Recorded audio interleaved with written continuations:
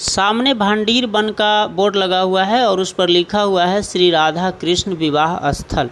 यह वही जगह है जहां भगवान श्री कृष्ण और श्री राधा रानी का विवाह हुआ था। और इधर आप देख रहे हैं कि बहुत से पुराने कपड़ों का ढेर लगा हुआ है, जहां तहां बहुत से कपड़े फेंके गए हैं। और इधर बेनू कूप लिखा हुआ है। बेनू का अर्थ होता है बाँसुरी और कूप का अर्थ होता है कुआं।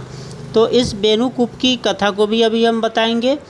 और उसके बाद पहले आप देखिए कि किस तरह से कपड़ों का ढेर लगा हुआ है बेनू कूप के पास। तो अभी हम चलते हैं, सबसे पहले आपको भांडीर बट के सामने लेके चलते हैं जहां श्री राधा रानी और भगवान श्री कृष्ण का विवाह हुआ था। यह जो आप देख रहे हैं वही बट वृक्ष है, जिस बट वृक्ष के नीचे भगवान श्री कृष्ण और श्री राधा रानी का विवाह स्वयं श्री ब्रह्मा जी ने संपन्न कराया था। और यह बहुत ही विशाल और प्राचीन बट वृक्ष है, अर्थात यह मूल बट वृक्ष है। जिस समय भगवान श्री कृष्ण और श्री राधा रानी का विवाह हुआ था उस समय से का ही यह बट वृक्ष है, जो काफ़ी विशाल है और काफ़ी हरा भरा भी है अभी वर्तमान में। और इस बट वृक्ष के नीचे श्री राधा रानी और श्री कृष्ण भगवान के विवाह का मंडप बना हुआ है। सामने आप देख सकते हैं कि इस मंडप पर लिखा हुआ है श्री राधा कृष्ण विवाह मंडप भांडीर बट, अर्थात इसी बट वृक्ष के नीचे इसी मंडप में भगवान श्री कृष्ण और श्री राधा रानी का विवाह स्वयं ब्रह्मा जी ने संपन्न कराया था। तो आइए पहले इस विशाल बट वृक्ष को देखिए, इसका दर्शन कीजिए। यह बहुत ही पावन और पवित्र बट वृक्ष है जहां श्रद्धालु भक्त अपने मनोकामना की पूर्ति के लिए आते हैं। और आप देखिए कि कितना विशाल और हरा भरा यह बट वृक्ष है। इस भांडीर वन में यह भांडीर बट जो है देखिए काफ़ी हरा भरा और काफ़ी विशाल है। इसके बगल में ही लगभग 100 मीटर की दूरी पर बेनू कूप है, जिसके पास अभी हम लेके आपको चलते हैं। तो देखिए सामने आपको बेनू कूप दिखाई दे रहा होगा, क्योंकि बगल में ही है। मैंने पहले ही कहा था कि लगभग इस बट वृक्ष से 100 मीटर की दूरी पर है। तो अभी हम बेनू कूप के पास पहुंच गए हैं और आप देख रहे हैं कि बहुत से भक्त श्रद्धालु बाल्टी में रस्सी लगा करके बांध करके और इस पवित्र जल को निकाल रहे हैं। और इस पवित्र जल से सभी भक्त श्रद्धालु लोग स्नान करते हैं, कोई अपने देह पर इस जल को छींटते हैं, क्योंकि ये बहुत ही पावन और पवित्र जल है और सभी तीर्थों का जल इसमें है।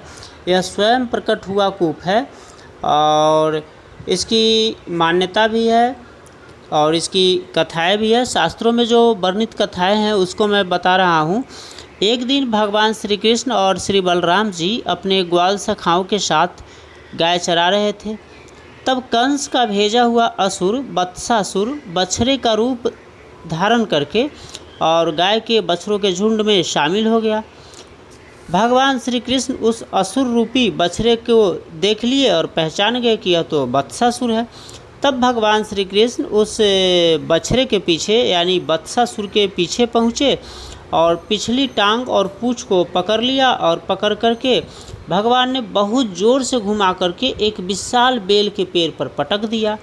भगवान श्री कृष्ण के द्वारा वत्सासुर को बेल के पेड़ पर पटके जाने के कारण वत्सासुर के प्राण पखेरु तो उड़ गए, लेकिन वत्सासुर के भार के कारण बेल का पेड़ भी धरती पर गिर पड़ा। ग्वाल वालों ने भगवान श्री कृष्ण की तालियां बजाकर खूब प्रशंसा की, लेकिन गोपियों ने गो हत्या का दोष लगा दिया, क्योंकि उन्होंने गाय के बछड़े की हत्या की थी। गोपियाँ भगवान श्री कृष्ण से रूठ गई और भगवान से बोली कि जब तक वह गो हत्या के पाप से मुक्त नहीं हो जाते तब तक उन्हें स्पर्श नहीं करने देगी। भगवान श्री कृष्ण ने इस पाप का प्रायश्चित पूछा तो गोपियों ने कहा कि इस पाप का प्रायश्चित करने के लिए सभी तीर्थों के पवित्र जल में स्नान करो। लेकिन भगवान श्री कृष्ण ने सभी तीर्थों में जाने की बजाय अपनी बाँसुरी को जमीन पर मारा, बाँसुरी की नोक से, और उस स्थान से सभी पवित्र तीर्थों और चारों धाम का जल प्रकट हो गया। और इस पवित्र स्थान को आज बेनू कूप के नाम से जाना जाता है। यह वही बेनू कूप है जिसे भगवान श्री कृष्ण ने अपने बाँसुरी को जमीन पर पटक कर प्रकट किया था। और ऐसी मान्यता है कि जो निसंतान दंपत्ति यहाँ स्नान करते हैं और अपने पुराने वस्त्रों को यहाँ त्याग देते हैं और नए वस्त्रों को धारण करके जाते हैं, उसकी सभी मनोकामनाएं पूर्ण होती है। इसी कारण आप देख रहे होंगे आसपास में कि बहुत से पुराने कपड़ों का ढेर लगा हुआ है और बहुत से ऐसे निसंतान दंपत्ति आते हैं अपनी मनोकामना को लेकर के और इस पवित्र जल से स्नान करके अपने पुराने वस्त्रों को त्याग करके यहाँ से जाते हैं। और सोमवती अमावस्या के दिन इसका जल दूध के समान उजला हो जाता है, इसका जल दूधिया हो जाता है और इसे देखने के लिए हज़ारों की संख्या में भक्त श्रद्धालु आते हैं। तो यह एक पवित्र जल है, पवित्र कूप है और पवित्र तीर्थ भी है, तो हमें इसका दर्शन करना चाहिए।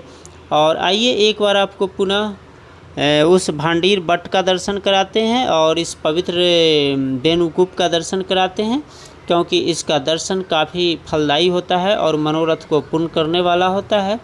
तो आइए मेरे साथ एक बार फिर से उस भांडीर बट का दर्शन कीजिए जहां भगवान श्री कृष्ण का विवाह संपन्न हुआ था, और इस पवित्र बेनुकूप का दर्शन कीजिए जहां भगवान ने अपनी बांसुरी से इसे प्रकट किया था। तो आप देख रहे हैं कि कितना सुंदर पवित्र वट वृक्ष है और कितना गहरा यह बेनुकूप है। तो आज की वीडियो में बस इतना ही, कल मिलेंगे किसी नए वीडियो के साथ। तब तक के लिए राधे राधे, जय श्री कृष्णा।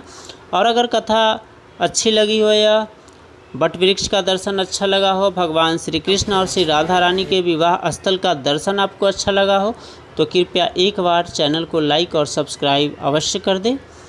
जय श्री कृष्णा, राधे राधे।